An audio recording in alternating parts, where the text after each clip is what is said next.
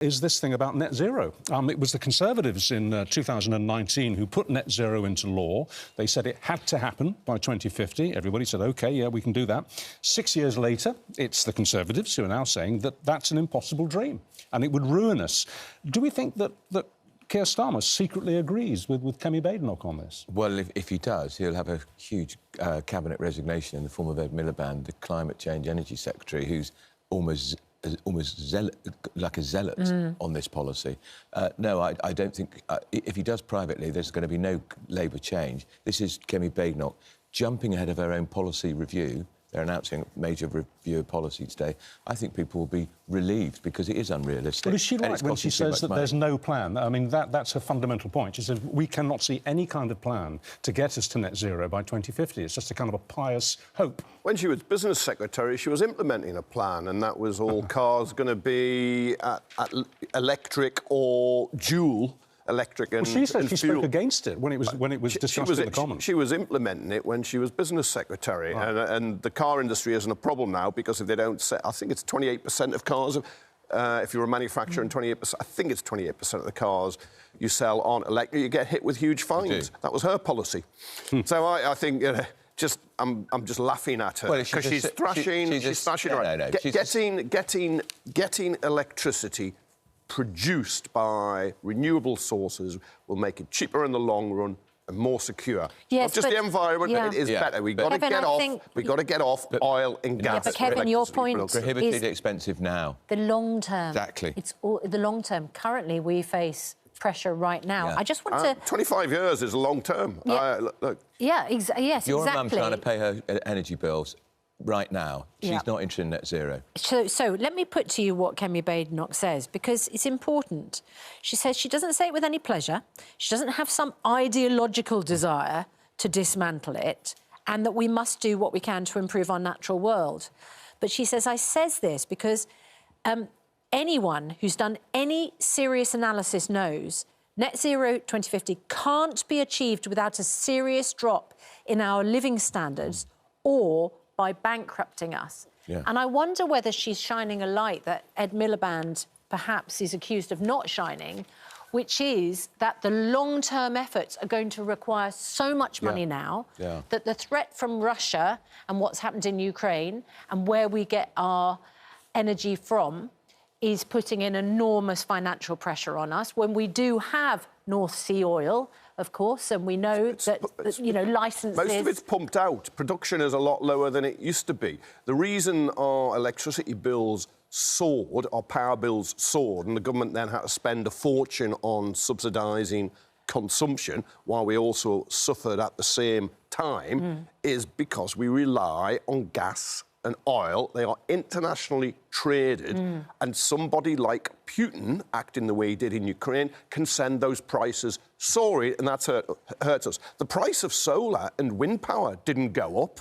The production costs didn't rise when he invaded Ukraine because they're produced here in the UK. It's why it is sensible. Nonsense. It is absolute sensible. You're not thinking about hard-up families who simply can't afford to pay their electric and gas bills now. All these green taxes are whacked on every month, and it's going to get worse. Hang on, Kevin. It's going to get worse and You're worse. A flat earther. Higher and higher bills, all because of some ideological race to be the first to get to net she's been zero accused this morning You're a flat earther. Playing to the gallery, but can you play to the gallery and be right at the same time? She is talking about hard-up families who are struggling with their energy bills, and it's going to get much more expensive because of his obsession with net zero and Ed Miliband's obsession with net zero. Do you think net zero is possible by 2050? Probably not, no. Game over. The Conservatives enshrined it in law. Well, they were wrong to. But you aim for it. It is very, very sensible to get off these carbon fuels. These carbon fuels are why people are struggling with their bills, because it's so expensive. You're missing the entire point. If you know that you can't hit the target, you've just accepted, if you know you can't hit 2050, then surely it's realistic to reassess the target. Yeah, but if you get to 90%, you're almost there, and it'll be better for us. Not just the environment, it'll be better for us in our pockets. It will be better financially. Energy, electric and gas bills, so he and his mates can say, we've hit the green target first. It's not that It's an obsession. It is. But even Kevin says we're not going to fit that, reach that green target. It's a Kemi Badenoch says it's a multi-trillion, 30-year project touching every aspect of our lives, and it was decided in 90 minutes without a vote. Has she produced... Was it democratic? Has she produced what the cost is now of gas and oil production? You know, she's getting a cost of one thing, but she's not costing carrying on as we are. People are struggling to pay their bills now because you get... One, the industry's broken, it's privatised, and that was terrible, and it's real profiteering, and a lot of that goes abroad because our electricity companies aren't all just owned in Britain. And the second is we are on an international fuel, oil and gas, which soars when there are international events. And when it's not windy, the wind turbines don't work. When it's not sunny, the solar farms that are despoiling the countryside up and down. He's laughing. This costs people. I am, because this costs good working class families. His lot used to support lots of money. The key thing is how many people will support Kemi Badenoch saying this. It'll be very popular. Well, because they'll follow the ignorance. I mean, that's it. You've got to make the argument. You've got to make the argument, and you make it financially. I'm sorry you can't afford to build, because we're going to get to that green target. Is it partly a result of Trumpian politics? You know, the drill, baby, drill thing. Is his influence influencing the Conservative Party on energy? Rishi Sunak admitted in a rare interview the other day they were wrong to have gone for this net zero. It was a mistake. He said the same. Yes, he did say so. that, As a lot of Tories are now looking back and thinking, we got it completely wrong. Theresa May and Boris were behind all of this. It's not Trump, it's Farage.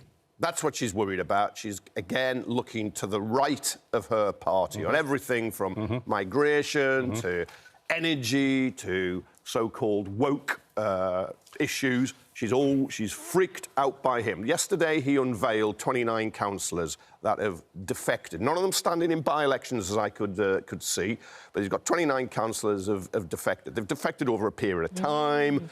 Most of them had been announced. But anyway, put them all together. Almost all of them were Conservatives. Well, I think...